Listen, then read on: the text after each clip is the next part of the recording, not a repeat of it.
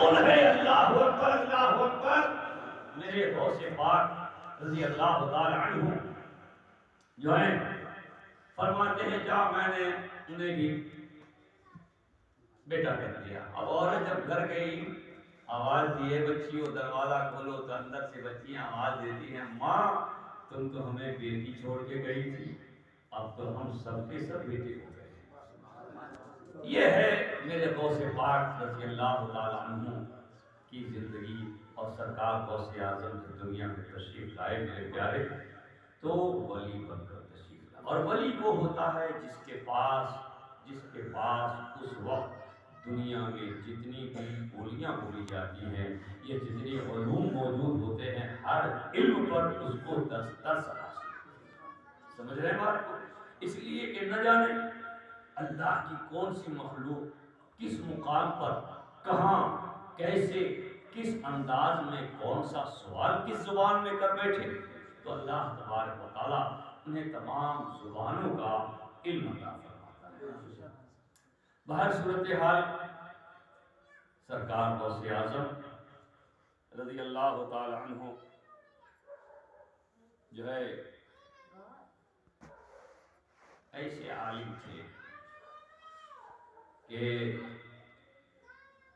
انہوں نے ایک مدرسہ قائم کیا اور اس مدرسہ نظامیہ میں میرے غوث اعظم ہر ایک کتاب ہر فن کی پڑھاتے تھے.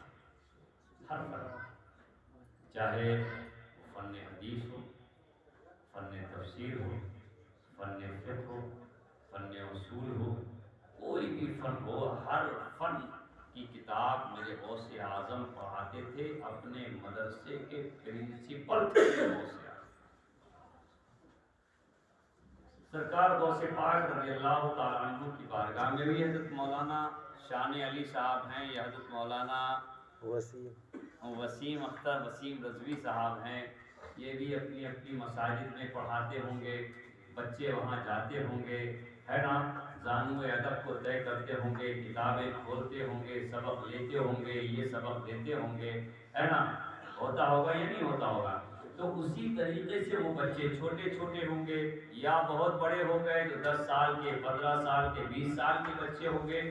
مگر میرے غوث اعظم کے دربار میں جو پڑھنے کے لیے لوگ آتے تھے وہ اپنے وقت کے ولی کامل ہوتے تھے. کوئی کہیں کا قطب ہے کوئی کہیں کا غوث ہے کوئی کہیں کا ابدال ہے کوئی کہیں کا ولی ہے کوئی کہیں کا شیخ ہے کوئی کہیں کا اپنے وقت کا ماہر علوم و فنون ہے. وہ میرے غوث اعظم کے دربار میں آتے تھے اور تعلیم حاصل کرتے تھے. یہاں تک کہ جو رجال الغیب ہوتے ہیں وہ بھی میرے غوث اعظم کی بارگاہ میں حاضر ہو کر کے سبق لیا کرتے تھے. سبحان اللہ سبحان اللہ. اور جانتے ہیں میرے غوث اعظم ہفتے میں 3 دن درس دیتے تھے. کتنے دن دیتے تھے؟ 3 دن درس دیتے تھے. اور ان 3 دنوں میں غوث اعظم فرماتے ہیں کہ جب میں شروع میں درس دیتا تھا تو کبھی 3 لوگ ہوتے کبھی 5 لوگ ہوتے کبھی 7 لوگ ہوتے. لیکن جب اللہ کے نبی صلی اللہ تعالی علیہ وسلم نے میرے منہ میں اپنے لعاب دہن کو ڈالا اس وقت سے میری زبان میں اتنی تاثیر ہو گئی کہ کوئی اونٹوں کے ذریعے سے کوئی خچر کے ذریعے سے کوئی گھوڑے کے ذریعے سے کوئی کسی ذریعے سے جو ہے محفل میں آ رہا ہے. اور ان کی تعداد 100 نہیں 200 یا 500 نہیں 1000 یا 2000 نہیں. کبھی غوث اعظم کی محفل میں جو سننے والوں کی تعداد ہوا کرتی تھی درس لینے والوں کی تعداد ہوا کرتی تھی کبھی 70,000 کی تعداد ہے کبھی 1 لاکھ کی تعداد ہے. اور علماء فرماتے ہیں کہ میرے غوث اعظم جب درس دیا کرتے تھے تو ان کے سننے والوں کی تعداد 1.5 لاکھ سے اوپر ہوا کرتی تھی. اور نعرہ تکبیر نعرہ رسالت مسلک اعلی حضرت جشن غوث الورا سید کفیل ہاشمی صاحب قبلہ نعرہ تکبیر نعرہ رسالت زندہ آباد. تو جو ہے دیکھیے ابھی مولانا شان علی صاحب نے کہا علم ضروری ہے. بالکل ضروری ہے. بالکل ضروری ہے۔ ہم نے بھی دیکھیے 11 سال مدرسے میں پڑھا، اب تو 7 سال میں عالم بنائے جاتے ہیں، ہم جب پڑھتے تھے تو 11 سال میں بنائے جاتے اور پہلے 22 سال میں بنائے جاتے، سمجھ رہے ہیں؟ تو پہلے یہ تھا علم زیادہ تھا، علوم زیادہ پڑھائے جاتے، اب علوم کم پڑھائے جاتے ہیں، اس لیے جلدی فارغ کر دیا جاتا ہے۔ پہلے جو ہے علوم زیادہ پڑھائے جاتے تھے، سمجھ رہے ہیں؟ علم توقیت وغیرہ ہم لوگوں نے اسی وجہ سے پڑھی۔ تصوف کی تعلیم پہلے مدارس میں دی جاتی تھی، ہم لوگوں کے ہاں بھی، اور جو ہے وہ خانقاہوں میں سب سے بڑی جو تعلیم ہوتی ہے وہ تصوف کی ہوتی ہے، بزرگی کی ہوتی ہے، روح کو، جسم کی خواہش کو ٹوٹا جاتا ہے، سمجھ رہے ہیں؟ بہرحال جو ہے وہ سرکار غوث اعظم رضی اللہ تعالیٰ عنہ، ان کی مجلس میں بڑے بڑے علماء، بڑے بڑے فضلاء آتے تھے، ہزاروں قطار ہوتے تھے، جب بیان کرتے نا میرے غوث اعظم ہزاروں قطار ہوتے تھے، ایسی ایسی دلیلیں غوث اعظم دیتے تھے کہ بڑے بڑے جید علماء ششدر اور حیران رہ جاتے تھے۔ اللہ، میں نے بہت سی کتابیں پڑھی، بہت سی کتابوں کا ہم نے مطالعہ کیا، مگر یہ روایت، یہ دلیل جو غوث اعظم دے رہے ہیں، دلیل تو حق ہے، دلیل سچ ہے، مگر اس دلیل کو میں نے کبھی نہیں پڑھا، میں نے کبھی نہیں پڑھا۔ جو سالوں سال تک احادیث پڑھاتے رہے، تفاسیر پڑھاتے رہے، فقہ پڑھاتے رہے، زیجات پڑھاتے رہے، تفسیر پڑھاتے رہے، تفسیر پڑھاتے رہے، یہ جو علوم و فنون پڑھاتے رہے، پڑھاتے پڑھاتے ان کی ضعیفی کا عالم ہو گیا۔ وہ کہتے ہیں کہ عبد القادر نوجوانی کے عالم میں، ابھی یہ شباب فنانے شباب پہ آئے ہیں، ابھی ان کے علم کا جب یہ عالم ہے، تو جب یہ بوڑھے ہوں گے تب ان کے علم کا کیا عالم ہے؟ میرے پیارے، میرے غوث اعظم رضی اللہ تعالیٰ عنہ جو ہے، آپ نے سنا ہوگا تحفہ اثنا عشریہ ایک کتاب ہے، اس میں یہ ذکر موجود ہے، اور یہ 2 روایتوں سے ہے۔ ایک روایت تو یہ ہے کہ جب سرکار معراج کو تشریف لے جا رہے تھے تب میرے غوث اعظم حاضر ہوئے، اور ایک روایت میں یہ ہے کہ جب سرکار معراج کو تشریف لے گئے تب غوث اعظم حاضر ہوئے، ہے نا؟ اس وقت میں کہ جب حضرت جبریل امین علیہ الصلوۃ والتسلیم کے آگے جانے سے منع کر دیا، تو سرکار غوث اعظم کے کاندھے پہ سوار ہو کے سرکار تشریف لے گئے۔ کہاں تشریف لے گئے؟ اللہ کے پاس۔ اللہ کے پاس میں جا کر اللہ کے رسول صلی اللہ علیہ وسلم نے اللہ کو اس عالم میں دیکھا، اس عالم میں دیکھا کہ کوئی پردہ نہیں، کوئی ڈیوائیڈر نہیں، کوئی حجاب نہیں، گویا کہ بالکل بے حجاب، بے پردہ مصطفیٰ نے خدا کو دیکھا، اور خدا نے قریب سے مصطفیٰ کو دیکھا۔ یہ دیکھنے والا جانے کے کیا دیکھا، یا دکھانے والا جانے کے کیا دکھایا، ہمیں تو بس اتنا معلوم ہے کہ مصطفیٰ معراج کو گئے، جس کی گواہی قرآن دے رہا ہے، مصطفیٰ نے رب کا دیدار کیا اور رب نے میرے مصطفیٰ کا دیدار کیا، ہمیں تو بس اتنا معلوم ہے۔ تو سرکار غوث پاک رضی اللہ تعالیٰ عنہ جو ہے وہ جب معراج کو آقا کریم صلی اللہ علیہ وسلم تشریف لے جا رہے تھے تو براق پہ سوار ہونے سے پہلے سرکار غوث پاک آئے، اور انہوں نے اپنے کاندھے کو پیش کیا۔ پیش کرنے کے بعد کہا کہ یا رسول اللہ صلی اللہ تعالیٰ علیہ وسلم، یہ روحانیت کے طور پر ہے، جسمانیت کے طور پر نہیں، اس لیے کہ غوث اعظم جسمانی اعتبار سے دنیا میں ابھی تو آئے نہیں ہیں، 470 میں 11 ربیع الثانی 470 ہجری میں سرکار غوث اعظم دنیا میں تشریف لائے ہیں، اور یہ 400 سال پہلے کی بات ہے، لہذا روحانی اعتبار سے غوث اعظم کی روح حاضر ہوئی، اور حاضر ہونے کے بعد سرکار سے فرمایا کہ یا رسول اللہ، آپ کا بیٹا عبد القادر حاضر ہے، آپ اپنے قدم نبوت کو عبد القادر کے کاندھے پہ سوار کر کے آپ براق پہ سوار ہو جائیے۔ اللہ کے نبی سرور کونین صلی اللہ تعالیٰ علیہ وسلم نے فرمایا کہ ہاں اے میرے بیٹا عبد القادر، آج تیرے گردن پر، تیرے کاندھے پر جب نبوت کا قدم ہوگا تو اے بیٹا ایک وقت ایسا بھی آئے گا کہ تمام ولیوں کی گردن پر تیرا قدم ہوگا۔ تو اعلان کرے گا قدمی حاضری علی رقبت کل ولی اللہ، میرا یہ قدم تمام اولیاء اللہ کی گردن پر ہے۔ میرے پیارے بزرگوں اور دوستوں، اور میرے غوث اعظم ابھی دنیا میں آئے نہیں ہے، ان کی ولادت ہوئی نہیں ہے، پیدائش ہوئی نہیں ہے، عروج پاک ہوا نہیں ہے، چلمن فاطمہ میں ابھی کچھ گلشن میں کوئی پھول نہیں کھلا ہے۔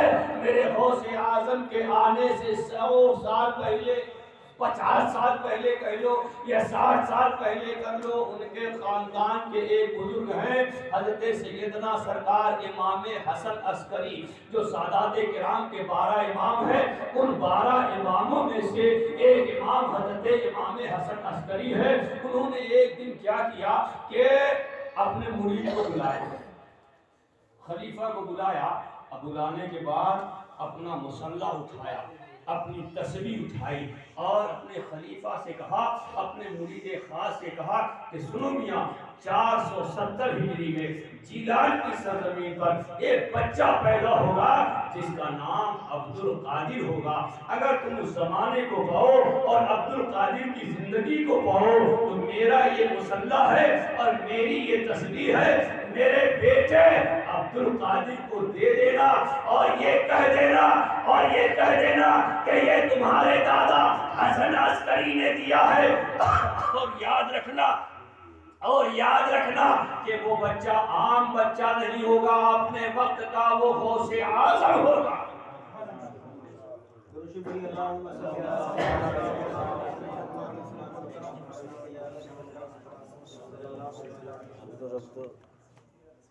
وہ بچہ جو ہوگا وہ اپنے وقت کا غوث اعظم ہوگا اور وہ اعلان کرے گا قدمی حاضری علی رقبت کل ولی اللہ، میرا یہ قدم تمام اولیاء اللہ کی گردن پر ہے۔ میرے پیارے بزرگوں اور دوستوں، تو دیکھیے غوثیت کا مقام چلا کہاں سے؟ اللہ کے نبی صلی اللہ علیہ وسلم کے پاس سے چلا، پھر حضرت ابو بکر صدیق اعظم جو ہے وہ صدیق اکبر غوث ہوئے، اس کے بعد فاروق اعظم ہوئے، اس کے بعد عثمان غنی ہوئے، اس کے بعد مولا علی ہوئے، اس کے بعد امام حسن ہوئے، امام حسین ہوئے، حضرت سیدنا سرکار حسن مجتبی ہوئے، زین العابدین ہوئے۔ اسی طرح سے غوثیت کا مقام بڑھتا ہوا آیا اور غوث اعظم تک پہنچا۔ اس لیے حضرت امام حسن عسکری فرماتے ہیں کہ میرا بیٹا عبد القادر غوثوں کا غوث ہوگا، غوث دنیا میں بہت ہوں گے لیکن امامت میرا عبد القادر، ان کا امام میرا عبد القادر ہوگا۔ میرے پیارے بزرگوں اور دوستوں، جب بھی کوئی پریشانی آئے یا کوئی دشمن ستائے، ایک وظیفہ یاد کر لینا، طفیل حضرت دستگیر دشمن ہوئے زیر، طفیل حضرت دستگیر دشمن ہوئے زیر، طفیل حضرت دستگیر دشمن ہوئے زیر۔ اس کو 100 بار عشاء کی نماز کے بعد غوث اعظم کے روزے کی طرف توجہ کر کے پڑھ لو۔ میں یقین کے ساتھ کہتا ہوں کہ اگر تمہارا کتنا بڑا کوئی دشمن کوئی نہیں ہو، سرکار غوث پاک تمہاری حفاظت فرمائیں گے۔ اور جو ہے سلسلہ قادریہ میں ایک وظیفہ ہے، حسب اللہ و نعم الوکیل، حسب اللہ و نعم الوکیل، اسے ظہر کی نماز کے بعد، اور جو ہے ظہر کے بعد، ظہر کے وقت میں مصروفیت اگر ہو تو عشاء کے بعد 450 مرتبہ پڑھ کر سجدے میں جاؤ۔ جب آپ نماز کا سجدہ کرتے ہیں تو ہاتھ آپ کا ایسے ہوتا ہے، لیکن جب اس وظیفے کو پڑھ کر آپ سجدے میں جائیں گے تو ہاتھ آپ کا ایسے ہوگا، ہاتھ کی جو ہتھیلی ہے وہ آسمان کی طرف ہوگی۔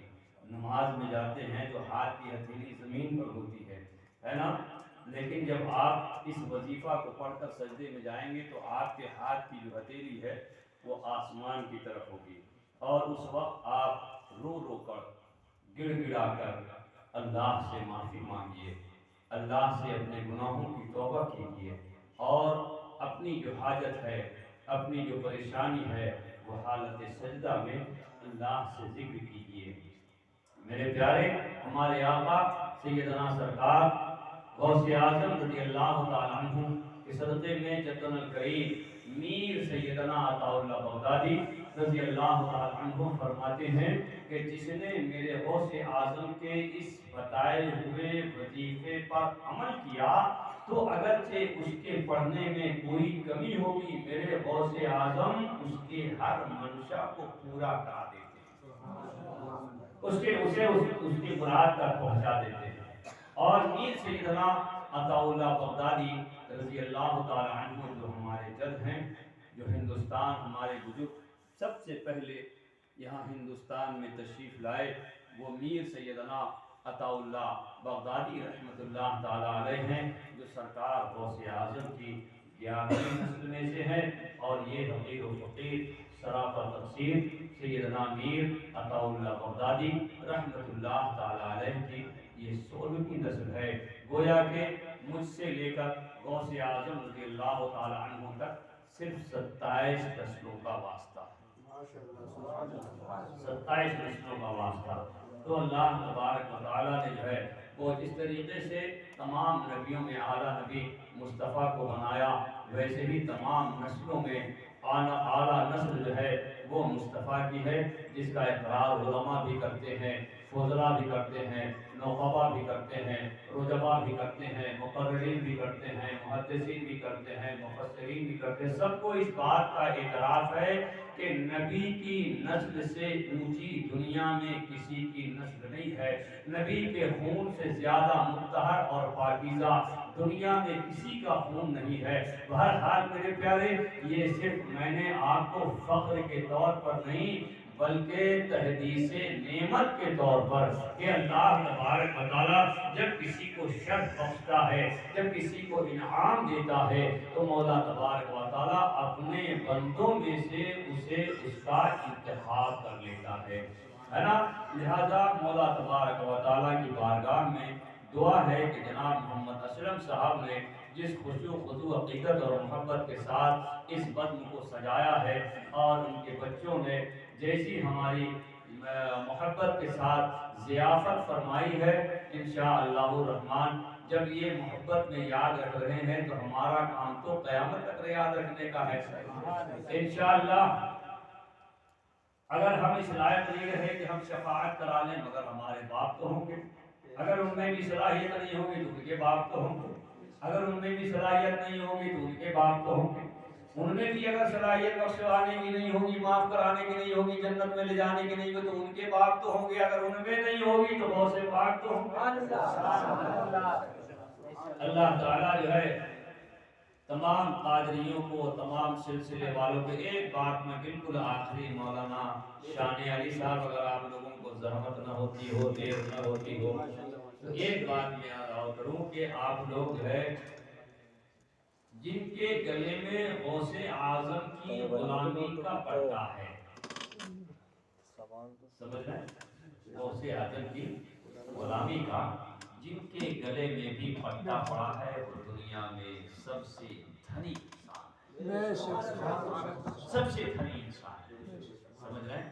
ہاں ایک بات، دوسری بات یہ ہے کہ سلسلہ چشت جو ہے وہ سلسلہ بہشت بھی ہے، سلسلہ بہشت بھی ہے۔ سرکار خواجہ غریب نواز یہ بھی نجیب الطرفین ہے، حسنی حسینی سید ہے، اور غوث اعظم جو ہیں وہ بھی نجیب الطرفین ہے، حسنی حسینی سید۔ ایک فرق میں آپ کو بتا دیتا ہوں، اور وہ فرق یہ ہے کہ سرکار غوث اعظم اپنے والد کی طرف سے امام حسن سے ملتے ہیں اور والدہ کی طرف سے امام حسین سے ملتے ہیں، اور سرکار عطائے رسول خواجہ غریب نواز اپنے والد کی طرف سے امام حسین سے ملتے ہیں اور والدہ کی طرف سے امام حسن سے۔ جو سرکار غوث اعظم ہے اور سرکار خواجہ غریب نواز ہیں، ان میں ماموں بھانجے کا رشتہ، ان میں ماموں بھانجے کا رشتہ ہے۔ غوث پاک ہمارے خواجہ غریب نواز کے ماموں ہیں، غوث پاک کے ماموں ہیں، اور خواجہ غریب نواز جو ہیں وہ غوث پاک کے بھانجے ہیں۔ تو یہ تو خونی رشتہ ہے، یہ تو مٹ نہیں سکتا، یہ تو جا نہیں سکتا، یہ تو ہل نہیں سکتا۔ اس نے تو بس ایک ہی قسم کھائی ہے کہ اللہ کے وہ بندے جو جنت میں جانے کے طالب ہیں اور جنت میں کسی وجہ سے جا نہیں رہے ہیں، لہذا ہم اپنی نسبت سے انہیں جنت میں لے کر جائیں گے۔ لہذا سرکار غوث پاک رضی اللہ تعالی عنہ کے غلامی کا پٹا جن قادریوں نے اپنے گلے میں ڈالا ہے، یقیناً اللہ تبارک و تعالی ان پر فضل فرمائے گا، ان پر کرم کی بارشیں فرمائے گا، اور دنیا اور آخرت میں انہیں اللہ رب العزت ہر ایک اعلیٰ سے اعلیٰ نعمت و دولت سے مالا مال فرمائے گا۔ میرے پیارے بزرگوں اور دوستوں، غوث اعظم رضی اللہ تعالیٰ عنہ کو ہر لفظ، ہر گھڑی، ہر آن اور ہر لمحہ غوث پاک کو یاد کرتے رہو۔ جب بھی کوئی پریشانی آئے ایک نعرہ لگاؤ، یا غوث مدد، یا غوث مدد، یا غوث مدد۔ ارے ہم تو انسان ہیں، گنہگار ہیں، سیاہکار ہیں۔ ارے وہ جو اللہ کے ولی ہوا کرتے ہیں، جنہیں اللہ تعالیٰ نے ولایت کا تاج دیا ہے، جن کے بارے میں اللہ نے قرآن میں فرمایا رضی اللہ عنہ ورضوا عنہ، یعنی یہ وہ لوگ ہیں جن سے اللہ راضی ہے اور یہ اللہ سے راضی ہے۔ انہوں نے میرے غوث اعظم کو ہمیشہ المدد یا غوث اعظم کہہ کر پکارا ہے، ان سے مدد حاصل کی ہے۔ اور یاد رکھنا، ہر ایک سلسلہ سچا ہے، لیکن سارے سلاسل میں جو سلسلہ اعظم ہے وہ غوث اعظم کا ہے، جو سب سے اونچا ہے وہ غوث اعظم کا ہے، جو سب سے بہتر ہے وہ غوث اعظم کا ہے۔ ہر سلسلے میں اگر فیض جا رہا ہے تو غوث اعظم کا جا رہا ہے، ہر ایک سلسلے والا اگر بھیک لے رہا ہے تو غوث اعظم سے لے رہا ہے۔ اس لیے جو اعلیٰ حضرت فرماتے ہیں کہ کس گلستہ کو نہیں فصل بہاری سے نیاز، کس گلستہ کو نہیں فصل بہاری سے نیاز، اور کون سے سلسلے میں فیض نہ آیا تیرا، مزرعہ چشت و بخارا و عراق و اجمیر، کون سی قسط پہ برسا نہیں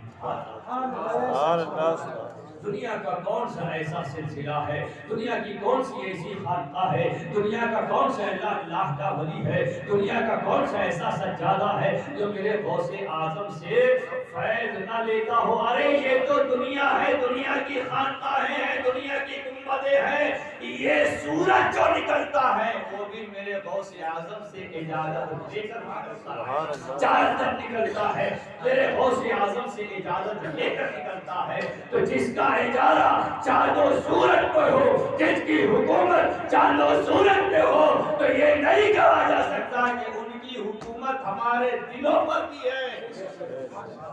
میرے پیارے، اللہ تعالی جو ہے ہمیں اور آپ کو سرکار غوث پاک رضی اللہ تعالی عنہ کی محبت میں گرائے، انہی کی محبت میں سلائے اور انہی کی محبت میں اٹھائے۔ برادران اسلام، نماز کی پابندی کرنا، سب لوگ نماز کی پابندی۔ دیکھیے، نیاز ضروری ہے، نیاز سے پہلے نماز ضروری ہے نا؟ نیاز فرض نہیں، واجب نہیں، بزرگوں کی سنت ہے، میرے نبی کی سنت ہے نا؟ اور نماز جو ہے نبیوں پہ بھی فرض تھی، صحابہ پہ بھی فرض تھی، تابعین پہ بھی فرض تھی، اولیاء کاملین پہ بھی فرض تھی، تو ہم مومنین پر بھی فرض تھی۔ تو جتنے وقت کی ان پہ فرض تھی اتنے وقت کی ہم پر فرض ہے۔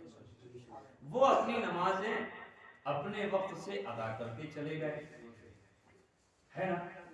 اور ہم اپنی نمازیں ان وقتوں کو چھوڑ کر ادا کرتے ہیں یا بالکل ہی ادا نہیں کرتے، تو ہم سے زیادہ ناخواندہ، ہم سے زیادہ بے وقوف اور ہم سے زیادہ اللہ کا نافرمان اور کون ہوگا کہ جس رب نے رزق کا وعدہ کیا رزق دے رہا ہے، عزت کا وعدہ کیا عزت دے رہا ہے، دولت کا وعدہ کیا، دولت دے رہا ہے۔ ہم نے ایک وعدہ کیا کہ تیری اتباع کریں گے، تیری اتباع کریں گے، ہم نے ایک وعدہ بھی ٹائم سے پورا نہیں کیا۔ میرے پیارے، روز محشر کے جام گلاس بوت اولین پرسش نماز بوت، میدان محشر میں جو سب سے پہلے سوال کیا جائے گا وہ نیاز کے بارے میں نہیں ہوگا، بریانی کا سوال نہیں ہوگا، مرغے کے قورمہ کا سوال نہیں ہوگا، تندوری روٹی کا سوال نہیں ہوگا، نیاز و فاتحہ کا سوال نہیں ہوگا۔ سب سے پہلے جو میدان محشر میں سوال کیا جائے گا پیارے، وہ نماز کا سوال۔ نماز کی پابندی کیجیے، نماز پڑھیے، جو بھی وقت ملے، جہاں بھی وقت ملے نماز کے لیے۔ اگر کوئی روکتا ہے، اگر آپ کہیں ملازم ہیں، نوکری کر رہے ہیں کسی کے پاس میں، اور وہ کہتا ہے نماز نہیں پڑھو کہ نوکری کرو، تو ایسی نوکری حرام جو اللہ کی اتباع سے ہو، ایسی نوکری حرام۔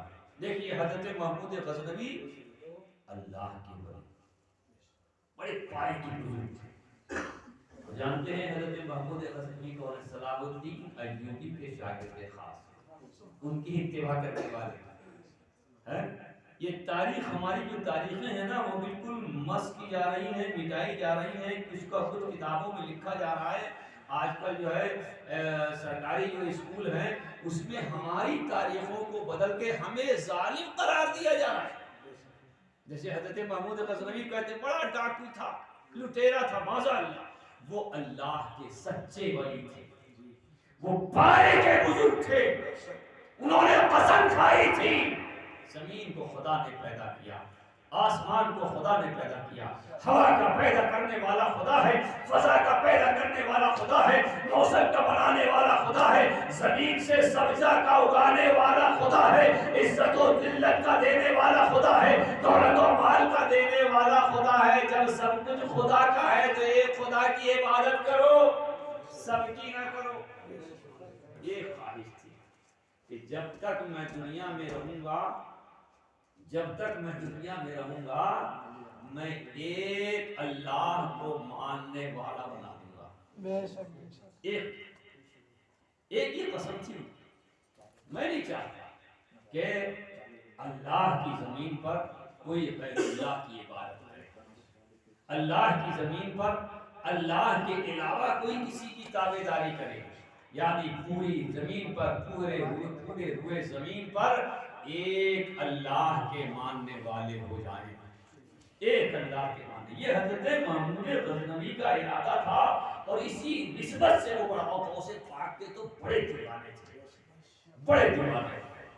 ایک مرتبہ کیا ہوا، جب نزاع کا وقت آیا، نزاع سمجھتے ہیں، روح نکلنے کا وقت آیا، انتقال کا وقت آیا، وصال کا وقت آیا۔ وصال کہتے ہیں ملنے کو، وصال کا ملنا کس سے ہوتا ہے؟ مصطفیٰ سے ہوتا ہے نا؟ سرکار سے ملاقات ہوتی ہے نا قبر میں، ہوتی نہیں ہوتی؟ ارے یہ تیسرا سوال جو قبر کا ہے وہی ظاہر کر رہا ہے کہ سرکار کی زیارت ہوتی ہے، سرکار سے ملاقات ہوتی ہے۔ بہرحال تو حضرت محمود غزنوی رحمۃ اللہ تعالی علیہ نے کہا کہ جب تک میں غوث پاک کا دیدار نہیں کر لوں گا میں نہیں مروں گا، میں نہیں مروں گا۔ اور کتنی عظیم حسرت ہے، کتنی عظیم حسرت ہے۔ کوئی بھی نماز چاہے جنگ کی حالت میں کیوں نہ، اور وہ جنگ صرف ایسا نہیں کہ سپاہی کو بھیج دیا، وزیر کو بھیج دیا، کسی کو کمانڈر بنا دیا، وہ جنگ میں جاتے تھے اور سربراہی خود کیا کرتے تھے، جنگ کے اس فوج کے خود کمانڈر ہوتے تھے، خود اس کے لیڈر ہوتے تھے۔ اس کوئی میمنہ میں ہے، کوئی میسرہ میں ہے، کوئی قلب میں ہے، کوئی تاس میں ہے، گویا کہ سرکار محمود غزنوی علیہ الرحمہ جو تھے وہ سب کو پھیلا دیتے تھے اور بیچ میں رہ کر کمانڈری کیا کرتے تھے، سمجھ رہے؟ تو فرمایا کہ میں جب تک غوث اعظم کا دیدار نہیں کر لوں گا میں نہیں بنوں گا۔ اب نزا کا وقت آیا، موت کا وقت آیا، روح نکلنے والی ہے، بے چین ہے، بے قرار ہیں۔ مریدوں نے، چاہنے والوں نے کہا کہ محمود غزنوی ہے، بادشاہ اسلام، غوث پاک نہیں آئیں گے، تشریف نہیں لائیں گے؟ بولے نہیں، میرا یقین ہے میرے غوث آئیں گے، ضرور تشریف لائیں گے، اپنے چہرے انور کا دیدار کرائیں گے، اور یہ محمود غزنوی جب تک غوث اعظم کا دیدار نہیں کر لے گا جس میں سے روح نکل نہیں سکتی، جس میں سے روح نہیں نکل سکتی۔ اس لیے کہ میرے غوث اعظم فرماتے ہیں کہ جو مجھ سے مانگتا ہے میں اسے دیتا ہوں، جو مدد طلب کرتا ہے میں اس کی مدد کو آتا ہوں۔ میرے پیارے بزرگوں اور دوستوں، اتنا کا کہنا تھا کہ سرکار غوث پاک رضی اللہ تعالیٰ عنہ تشریف لائے، اور تشریف لانے کے بعد جیسی حضرت محمود غزنوی علیہ الرحمہ نے سرکار غوث اعظم کا دیدار فرمایا، تب سے حضوری سے روح پرواز ہوئی۔ انا للہ و انا الیہ راجعون۔ اللہ تبارک و تعالی ہمیں اور آپ کو بھی ویسی ہی محبت عطا فرمائے جیسے بادشاہ ہو کر حضرت محمود غزنوی نے محبت کی۔ اللہ تعالی ہمیں اور آپ کو بھی ویسا ہی عشق عطا فرمائے جیسا عشق اللہ تعالی نے بادشاہ ہو کر حضرت محمود غزنوی کو عطا فرمائی۔ اللہ تعالیٰ نے حضرت محمود غزنوی کو بڑے بڑے اونچے مقام دیے تھے۔ یہ تو وقت کی قلت ہے، چھوٹی سی محفل ہے، کاش اگر تاریخ پہ گفتگو ہوتی تو ان لوگوں کے چہرے سفید کر دیے جاتے کہ ہمارے تاریخ اسلام میں کیسے کیسے لوگ گزرے ہیں اور ہماری تاریخ کو کیسے یہ لوگ اس کے چہرے کو مست کرنے کی کوشش کی۔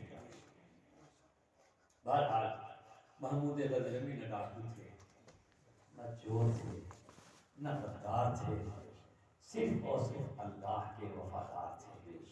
میرے پیارے بزرگوں اور دوستوں، ہمیں ہمارے بزرگوں کے طریقہ کار پر چلنے کی توفیق عطا فرمائے۔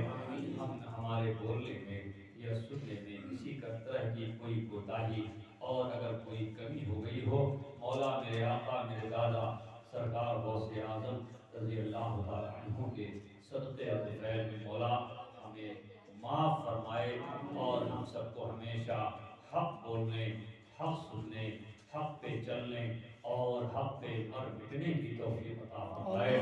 یہ قصہ لطیفہ تمام ہے، جو کچھ بیان ہوا وہ آغاز باب تھا، پھول کی پتی سے کر سکتا ہیرے کا جگر، مرد ناداں پر کلام نرم نازک بے اثر۔ وآخر دعوانا الحمدللہ رب العالمین۔ السلام علیکم ورحمۃ اللہ تعالی وبرکاتہ۔